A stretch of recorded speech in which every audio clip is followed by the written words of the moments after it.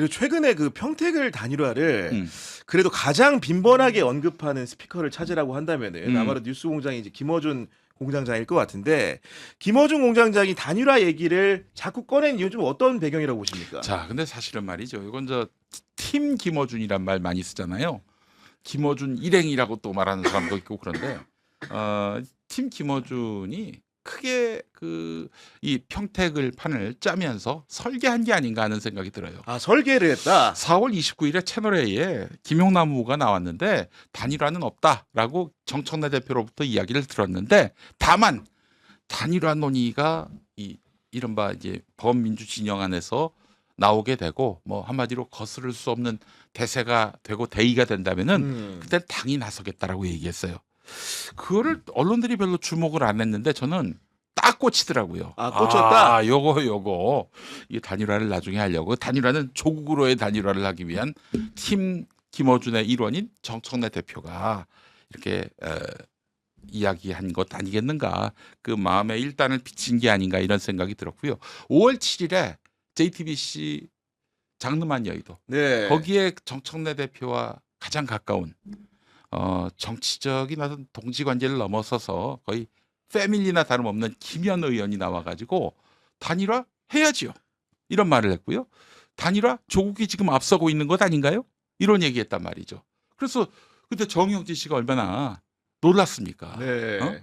그래서 아니 당연히 민주당 정치인은 그 김용남으로 단일화 얘기해야 되는 것 아닌가 그렇게 또 반문을 제기를 제기하게 하고 됐고요. 그러니까 네. 또 그 자리에서 김현 의원이 수습하듯이 제가 민주당이다 뭐 이러면서 이제 당연히 김용남으로 뭐 단일화돼야 된다는 식으로 이 수습이 되는 흐름이었는데 이때는 제가 확실히 마음을 네. 느낌이 왔다. 마음을 이제 굳혔죠. 요거는 이제 정청래의 생각이다. 왜 김용남을 공천했을까? 거기다가 그러니까 김용남하고 조국의 맞상대로서 김용남을 이렇게 내세운 거는 저쪽 당에서 온 김용남 그리고 이쪽 진영에서 그 말하자면은 큰 역할을 맡았고 뭐 하여튼 여러 가지 사연을 안고 있는 조국 하면은 결국 마지막에 단일화판이 열리면 조국으로 쏠리지 않겠는가 하는 게 정청래의 구상이었다고 저는 봐요. 민주개혁 지지자들의 방향이라는 게. 네. 네. 그러다가 이제 그 투표용지 인쇄 시점 즈음에서 후보 이제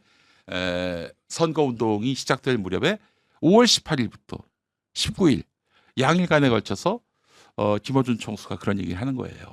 황교안과 유이동이 단일화되면은 그러면 여기는 앉아서 당하는 꼴이 된다. 유이동으로 결국 단일화될 텐데 유이동이 결국 당선되는 흐름으로 갈 것이다. 대비하고 있느냐.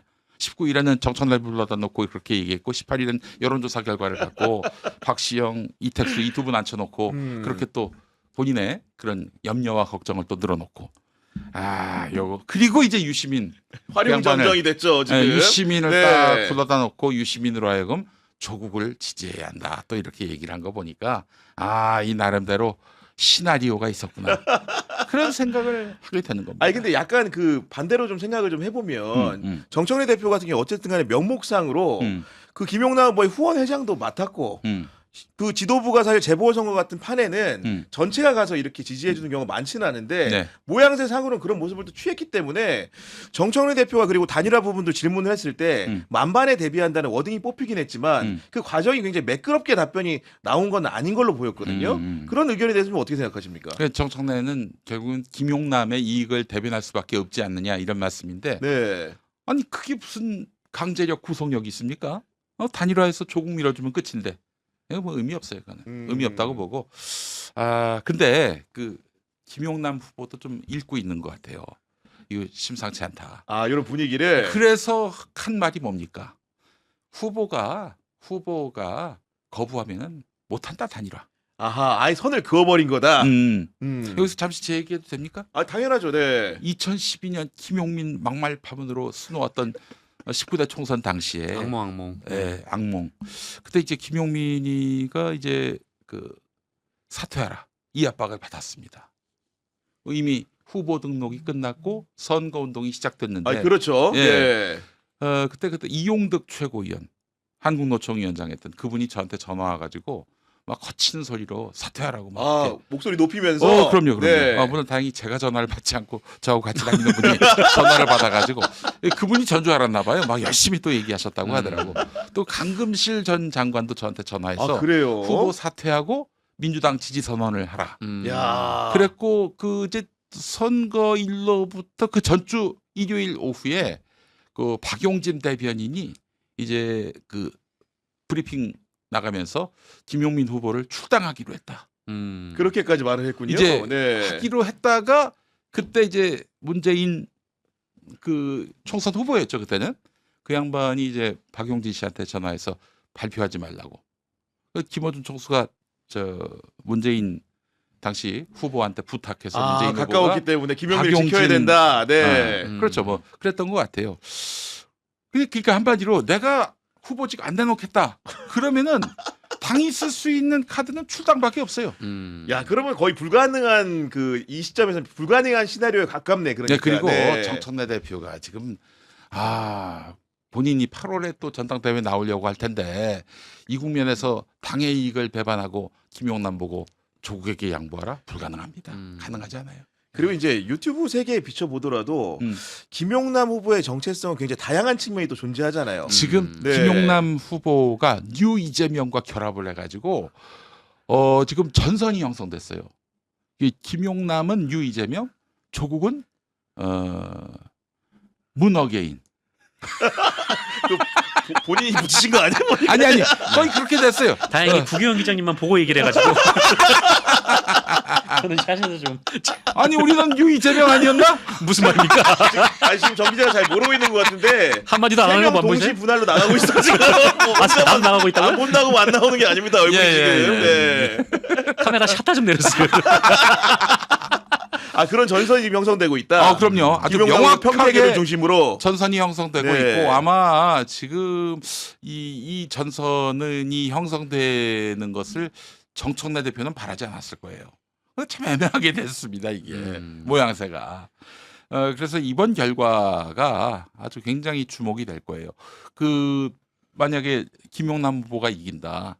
3표 차든 뭐 300표 차든 김용남 후보가 만약에 이긴다. 그러면은 정청래 대표는 이게 웃을 수도 없고 울 수도 없고 아마 그런 상황이 되지 않겠는가. 근데 하는 만약에 생각이 이제 듭니다. 정청래 대표가 이제 조국 후보에게 양보하기 위해 단일화에 판을 깔아주려고 했으면 김용남 후보는 아니었을 것 같다는 생각이 들어요. 워낙 이제 김용남 후보는 인지도도 높고 맞아요. 또 정치 경험도 네. 많기 때문에 아까 말씀하셨듯이 이제 김용남 후보가 거부하면 사실 당에서 어떻게 강제할 수 있는 방법은 없거든요. 이제 끝났어요. 21일 그 선거운동 시작과 함께 하려면 김용남을 예. 추락실 길이 없어 이제. 게다가 지금 계속해서 이제 단일화 얘기를 하시는 분들도 있기는 합니다만 그 유이동 후보와 이제 황교안 후보가 단일화를 하면은 여기도 단일화 필요성이 생길 수도 있겠다라고 하시는 분들이 있기는 하지만 사실 그것도 그렇지 않은 게 그렇게 큰 파괴력을 보이진 않고 있어요. 둘이 합쳤을 때. 네, 물론 이제 네. 황교안 후보가 생각보다 많이 나오고 있긴 하지만 그냥 산술적으로 뭐 몇 더하기 몇은 몇 뭐 이렇게 계산을 해도 그렇게 엄청난 파괴력이 아니고 그것은 또 한편으로는 그 김용남 후보가 오히려 이제 김재현 후보와의 단일화 논의에 착수를 맞아요. 할 가능성은 맞습니다. 있지만 네. 조국 후보랑은 착수를 할 필요는 없는 그런 수치이거든요. 네. 그 정치에서 이런 법칙이 있습니다. 1 더하기 1이 2가 아니다. 아, 그렇죠. 예. 네. 1 더하기 1이 1이거나 0. 몇일 가능성도 있어요. 확 내려갈 수도 있다. 그럼요. 네. 그렇기 때문에 뭐 예를 들면은 지금 산술적으로 양 후보가 합치면 그 후보의 그 시너지가 뭐 폭발할 것이다. 혹은 뭐 최소한 이 두 후보의 그 결합했을 때 그 수치가 1 더하기 1이 2가 될 수도 있다. 이렇게만 보면 안 되는 거예요. 그러니까요. 네. 네. 그러니까 힘을 못 받는 거죠. 그러니까 유이동 황교안 단일화가 그렇게 힘을 못 받다 보니까 지금 이제 단일화 논의가 잘 안 되는 거고 이렇게 단일화 그러니까 김용남 후보 뭐 조국 후보가 단일화 뭐 협상을 하게 되면은 어떻게 될지 모르겠지만 일단 뭐 오자 구도로 가게 되면 김용남 후보 입장에서는 조국 후보와 조국 혁신당의 어떤 비판과 공격에도 그냥 대응을 하지 않으면 그냥 그대로 저는 쭉 간다라고 봅니다. 네. 그 저기 부산 북갑도 그래요. 박민식 플러스 한동훈 그 합쳤을 경우에 합친 후보에게 1 더하기 1 온전하게 안 가는 거죠. 2가 아니라 네. 60%만 그대로 간다는 거예요. 60%만. 지지자들의 감정 자체가 굉장히 골이 깊잖아요. 예. 예를 들면 김용남 후보와 조국 후보의 지지자들의 감정이 이미 깊은 거고 음. 부산 북갑의 경우에도 음. 박민식 후보의 지지자들과 한동훈 후보의 지지자들이 굉장히 이질적인 요인이 있기 때문에 네. 합친다고 하면 좋아하는 사람도 일부 있겠지만 싫어하는 사람도 극렬하게 많을 겁니다. 아마도. 네, 그래서 네. 이제 60%만 그 시너지가 난다 이런 얘기를 합니다. 그 합쳤을 경우에 네. 마찬가지로 지금 조국혁신당이 정말 단일화가 우리의 살 길이다라고 생각했다면 그동안 김용남 후보를 그런 식으로 대접하면 안 되죠. 그런 말씀 주신 거고. 너는 이방인이야. 이 무슨 유대인도 아니고 말이죠. 너는 이방인이기 때문에 우리 가족이 아니야. 우리 민주진영의 대표성을 띌 수 없어. 네. 이렇게 나왔단 말이에요. 될 일도 안 됩니다. 갑자기 이거는. 궁금한 게 네.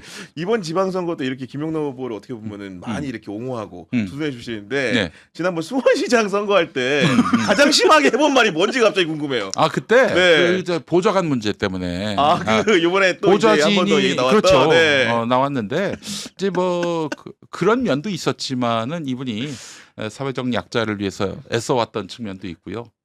변호사로서 또 네. 검사로 있을 때도 정의 실현을 위해서 애썼던 측면도 있고 그래서 사람은 좀 다양하게 볼 필요가 있지 않겠나 하는 생각을 아니, 왠지 국회의장님 이번에 말씀은 그런데 왜 그랬냐는 거죠.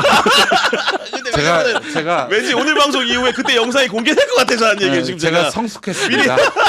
미리 이실 것 같기라고 판을 깔아드리는 거예요. 지금 성숙했어요. 제가 지금. 인격적으로 많이 발전했습니다. 네.